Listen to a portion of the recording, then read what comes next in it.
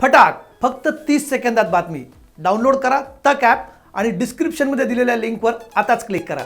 शिवसेना नेहमी आरोप करते की शिवसेनेचा हात पकडून भाजपा मोठी झाली आणि कालांतराने शिवसेनेलाच त्यांनी कुठेतरी त्यांना ओरबाडा मारला असं शिवसेना नेहमी आरोप करते। अशाच प्रकारचं कुठेतरी तुमचा आरोपाचा शिवसेना जे बोलते ते 100% करेक्ट आहे।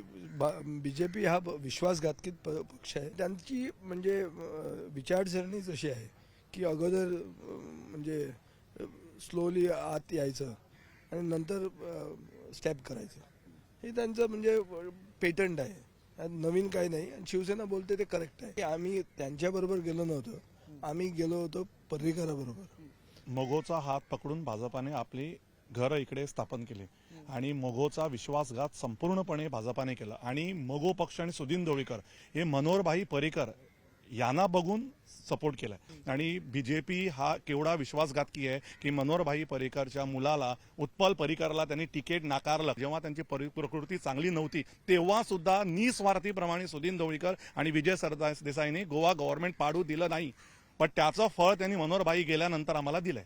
मी एक गोष्ट सांगतो की बीजेपी गव्हर्नमेंट परत होणार नाही, एवढी परिस्थिती समजून घ्या। ही गोष्ट 100% आहे। ज्या तऱ्हेने देवेंद्र फडणवीसने महाराष्ट्रात म्हटलं होतं मी पुन्हा येईन, तो आता गोव्याला आलाय पुण्या सोडून। मी एवढं सांगतो तो परत इलेक्शन नंतर म्हणणार मी परत गोव्याला कधी येणार नाही।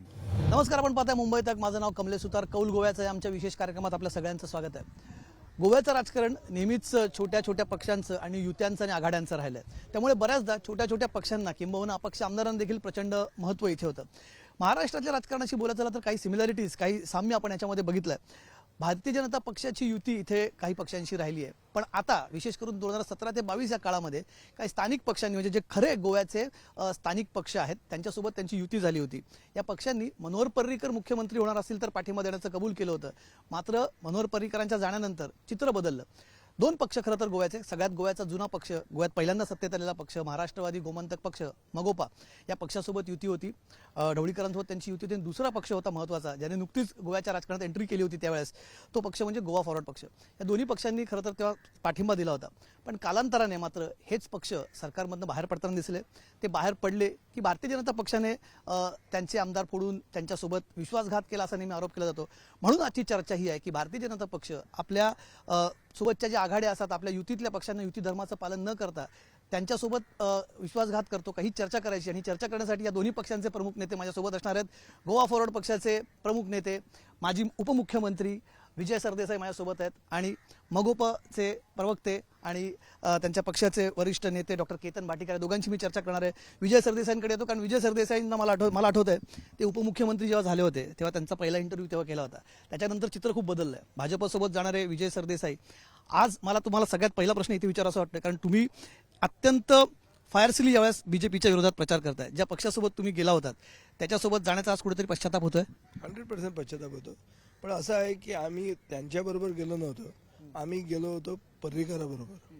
मनोहर पर्रीकर देशाचे जेव्हा संरक्षण मंत्री होते त्यांना आम्ही डिमोट करून इथे आम्ही CM बनवलं। पण हा पक्ष आता बदलला आहे।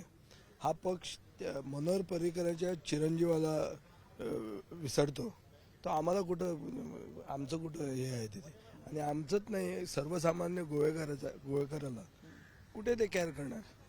त्यांना पडलंच नाही, त्यांना असं आहे की power at all cost, at any cost. त्यांनी आता सगळं म्हणजे सगळे करप्ट आणखीन जे म्हणजे क्रिमिनल एलिमेंट्स काँग्रेसचे आहे त्यांना एक तंबूत टाकलेले आहे आणि त्यांना म्हटलेलं आहे की ही एक पार्टी डबल इंजिनसाठी यांना तुम्ही मते द्या। बीजेपीने ह्या टाईमला म्हणजे ॲक्च्युली 15 सीट्स डिफॅक्टरना दिले, आणखी 2 सीट डिफॅक्टर फॅमिलीना दिले, म्हणजे almost 50% of candidates of BJP are defectors. म्हणजे हे एक आहे। दुसरं असं आहे की काँग्रेसचं आणि आमची युती झालेली आहे, तिथे 75% न्यू फेसेस आहे। आपल्याला काँग्रेस युतीबद्दल बोलायचं आहे, पण हाच प्रश्न मला मगोपाला विचारायचा आहे। डॉक्टर केतन भाटीकर, तुम्ही पण खूप भारतीय जनता पक्षासोबत खूप अपेक्षेने गेला होतात, तुमच्याकडे महत्त्वाची मंत्री पदं होती, पण झालं असं कालांतराने तुमच्याच पक्षात उभी फूट पडली, तुमच्या पक्षाचे 2 आमदार सोडून गेले नंतर वेगळा गट स्थापन झाला आणि ते भाजपमध्ये त्यांनी विलीन केला. कुठेतरी तुमच्याच पक्षासोबत विश्वासघात झाल्याची तेव्हा ढवळीकरांनी बोलल्याचं मला आठवतं. हा झाला विश्वासघात तुमच्यासोबत असं वाटतं? मगोचा हात पकडून भाजपाने आपली घरं इकडे स्थापन केले आणि मगोचा विश्वासघात संपूर्णपणे भाजपाने केला. आणि मगो पक्ष आणि सुदीन ढवळीकर हे मनोहरभाई पर्रीकर यांना बघून सपोर्ट केलाय. प्रमोद सावंत गव्हर्नमेंटने फूट टाकली, पण आज लोकांना हे समजून गेलंय की प्रमोद सावंत आणि बीजेपी हे एकदम मरचे विश्वासघातकी आहे. त्यांच्याकडे मनोहरभाई पर्रीकर सारखे प्रिन्सिपल्स नाही आहेत. कारण ज्या माणसांना बाबू आसगावकरांना त्यांनी कशी मारली ते बघितले. आता बाबू आसगावकर निर्लज्ज आहे, कारण ते एवढे पेडण्यामध्ये बोलून गेले आणि परत मडगावमध्ये गेले. दीपक पावसकरला त्यांनी कसं केलं, रात्री 2 वाजता जी केलेली त्यांची गव्हर्नमेंटची स्थिती होती ती आज या दोन्ही माणसाची स्थिती रात्री 2 वाजता सारखीच झाली आहे. आणि बीजेपी हा केवढा विश्वासघातकी आहे की मनोहरभाई पर्रीकरच्या मुलाला उत्पल पर्रीकरला त्यांनी तिकीट नाकारलं. कारण तो एज्युकेटेड आहे, तो ऑनेस्ट आहे, तो नॉन करप्ट आहे आणि त्याने काही वाईट गोष्टी केली नाही. पण वाईट गोष्टी केलेल्या रेपिस्ट माणसाला बीजेपीने तिकीट दिली, मिलिंद नाईक सारख्या माणसाला तिकीट दिली, पण चांगल्या माणसाला बाहेर काढलं. MG सारख्या पार्टीने ज्यांना त्यांना वरती काढलं. त्या टाइमला विजय सरदेसाई आणि गोवा फॉरवर्डने ज्या माणसा मनोहरभाईला हात दिला आणि जेव्हा ते बिमार होते, जेव्हा त्यांची प्रकृती चांगली नव्हती, तेव्हा सुद्धा निस्वार्थीप्रमाणे सुदीन ढवळीकर आणि विजय सरदेसाईने गोवा गव्हर्नमेंट पाडू दिलं नाही. पण त्याचं फळ त्यांनी मनोहरभाई गेल्यानंतर आम्हाला दिलंय. तुम्हाला असं वाटतं एक आरोप ना मला तुम्हाला प्रश्न विचार, कारण आपण थोडंसं लार्जर कॉन्टेक्स्टमध्ये बोलायचं आहे. महाराष्ट्रात शिवसेना नेहमी आरोप करते, कारण आम्ही महाराष्ट्राचा ऑडियन्स खूप बघतोय आम्हाला, म्हणून हा प्रश्न विचारते. शिवसेना नेहमी आरोप करते की शिवसेनेचा हात पकडून भाजपा मोठी झाली आणि कालांतराने शिवसेनेलाच त्यांनी कुठेतरी त्यांना ओरबाडा मारला, असं शिवसेना नेहमी आरोप करते. अशाच प्रकारचं कुठेतरी तुमचा आरोपाचा शिवसेना जे बोलते ते 100% करेक्ट आहे. बीजेपी हा विश्वासघातकी पक्ष आहे. ते म्हणजे ते कोण करतो हे आम्हाला समजत नाही. इथे प्रमोद सावंतने केलं, पण त्यांची म्हणजे विचारसरणीच अशी आहे की अगोदर म्हणजे स्लोली आत यायचं आणि नंतर स्टेप करायचं. हे त्यांचं म्हणजे पेटंट आहे, यात नवीन काही नाही. आणि शिवसेना बोलते ते करेक्ट आहे. बीजेपीला एंट्रीच द्यायला नको. बीजेपीला तामिळनाडूमध्ये एंट्री कशाला नाही. कोण रिजनल पार्टी त्यांच्याबरोबर अलायन्स कशाला करत नाही. कारण त्यांच्याबरोबर अलायन्स केलं म्हणजे तुम्ही गेले, ते तुम्हाला खाणार आणि नंतर ते येणार. हे केलं तिथे तामिळनाडूत आल्यास केलं. AIADMK बरोबर केलं, कारण कुठं AIADMKला आणखीन कोणतरी पाहिजे होतं. नंतर वरती पण ED आहे, हे आहे, म्हणजे पाहिजे ते. पण मला वाटत नाही की कोणच बीजेपी ऑन द होल विश्वासाला पात्र नाही. आता एक मुद्दा तुम्ही सांगता, मगो पक्ष तर इतका जुना पक्ष आहे. तुम्ही तुमच्याकडे सगळ्यात पहिल्यांदा मुख्यमंत्री पद होतं, बऱ्याच वर्ष तुमच्याकडे सत्ता राहिली, तुम्ही युती केली, हळूहळू तुम्ही म्हणतात की आमचं बोट पकडून इथे मोठं झालं. मग इतकं होत असताना तुमच्या लक्षात कशी ही गोष्ट येत नाही? कसं असतं की पार्टी जे काय झाले आणि लीडर्स काय होते ते मला माहित नाही. पण आता फर्स्ट टाइम तुम्ही लास्ट 20 वर्षात बघितलंय तर या पार्टी MGचे पूर्ण candidates, most of them 90% are young people from 35 to 40 या विदिन 45. सो आता पार्टी जरूर वाढणार आणि 2027 पर्यंत मला पूर्ण खाते की नीव जी होती ती परत मोठी होणार.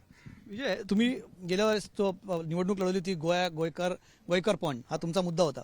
पण नंतर कुठेतरी तुम्ही भाजपसोबत, हा जे तुम्हाला मिळालेलं मॅन्डेट होतं ते अँटी बीजेपी मॅन्डेट होतं खरं तर. पण like living with Goa's political culture, तुम्ही बीजेपी सोबत गेल्यामुळे तुमचा मतदार खूप नाराज तुमच्यावरती झाला होता. त्यामुळे असं यावेळेस घडणार नाही असं कसं तुम्ही सांगू शकता? आम्ही 100% बघा, इथे आम्हाला एक प्री पोल अलायन्स आहे. आमचं आणि काँग्रेसचं एक प्री पोल अलायन्स आहे. प्री पोल अलायन्स जेव्हा असतं तेव्हा पोस्ट पोल एक्सपेक्टेशन ठेवू शकते. आमच्या महाराष्ट्रात तसं झालं नाही, तुम्ही बघितलं प्रीपोल आल्यानंतर कसं. पण त्यांनी केलं ते करेक्ट केलं त्यानं. You have to get a dose of your own medicine. केव्हा केव्हा ते चांगलं असतं, नाहीतर त्यांना ते म्हणजे जास्त त्यांना ते हे होतं, हवेत पोचतात ते. मला वाटतं की जेव्हा प्रीपोल अलायन्स असतं, आता शरद पवारची NCP आणखी काँग्रेसचं प्रीपोल अलायन्स असतं, पोस्ट पोल पण ते बरोबर राहणार असे लोक असे ठेवतात विचार. तसं आमचं पण आहे काँग्रेसकडे. आम्ही ते उद्या ते काहीतरी ओथ घेणार, आम्ही पण घेणार. आम्ही पण मानतो की राहुल गांधी म्हणजे देशाचा लीडर व्हायला पाहिजे असं आम्हाला वाटतं. पण आम्ही त्यांच्याबरोबर आहे. आम्हाला वाटतं की गोव्यात पॉलिटिकल स्टेबिलिटी आणायला डिफेक्शन हा सगळ्यात मोठा प्रॉब्लेम आहे.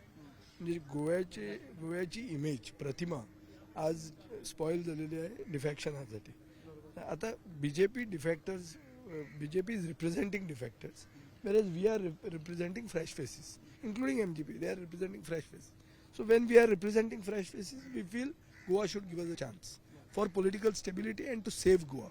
पण तुम्ही का मग यांच्यासोबत गेला? तुम्हाला जर दिसतंय की तुम्हाला दोघांना खरं तर बीजेपी कडनं झटका लागला, तुम्ही असं म्हणताय दोघंही, पण मग तुम्ही सगळ्यांनी इथे एकत्र येऊन जशी महाराष्ट्रात एक आघाडी झाली नंतरच्या काळात, ती पोस्टपोल झाली, पण तुम्ही टीएमसी सोबत गेलात आणि आता असं म्हटलं होतं की तुमच्यामुळे अजून कदाचित तिथे वोट स्प्लिट होतील आणि त्याचा फायदा बीजेपीला होऊ शकेल. मी एक गोष्ट सांगतो की बीजेपी गव्हर्नमेंट परत होणार नाही, एवढी परिस्थिती समजून घ्या. ही गोष्ट 100% आहे. ज्या तऱ्हेने देवेंद्र फडणवीसने महाराष्ट्रात म्हटलं होतं मी पुन्हा येईन, तो आता गोव्याला आलाय पुण्या सोडून.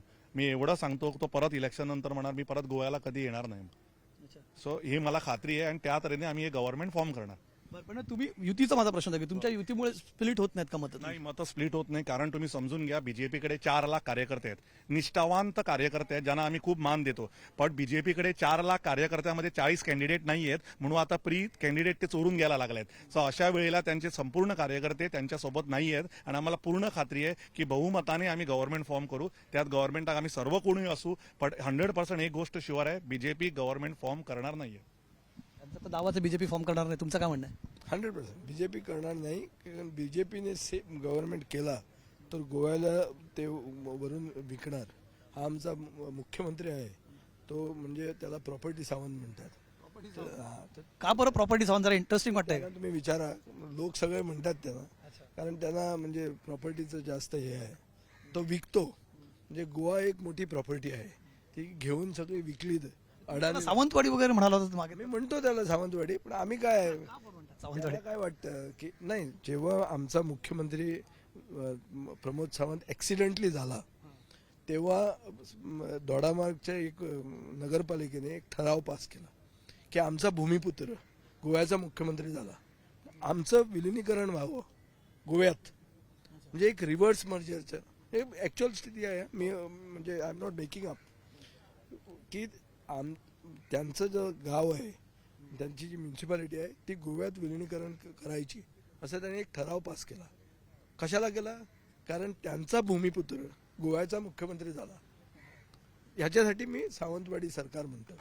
बहुतेक मुख्यमंत्री सुद्धा आपण त्याच्याशी चर्चा करू. पण तुम्हाला एक शेवटचा प्रश्न तुम्हाला मला विचारायचा दोघांनाही. जसा महाराष्ट्रात निवडणुकीनंतर एक वेगळा प्रयोग बघायला मिळाला, सगळे पक्ष एकत्र येतात. तुमची आता युती तृणमूल काँग्रेसची आहे, तुमची युती काँग्रेसची आहे, पण हे 4ही पक्ष भविष्यात जर सिच्युएशन असेल तुम्ही एकत्र येऊ शकता? विजय सरदेसाई, पहिले तुम्ही सांगा. नाही, मला वाटतं की सगळ्यांना गोव्याची जनता, गोव्याच्या जनतेला काय पाहिजे हे सगळ्यांना माहीत आहे. सेंटिमेंट असा आहे की बीजेपीला घरी पाठवूया. जसं महाराष्ट्रात होता की बीजेपी नको म्हणून सगळे पक्ष एकत्र आले, असं गोव्यात होऊ शकतं का? होऊ शकतं, 100% व्हायला पाहिजे. तुम्ही म्हणजे तयार असाल टीएमसी आणि व्हायला पाहिजे, तसं व्हायला पाहिजे. पण आम्ही आता असं म्हणतो की तुम्ही तयार आहात, गोवा फॉरवर्ड पार्टी तयार? आम्ही आता एक अलायन्स मध्ये बांधलेलो आहे.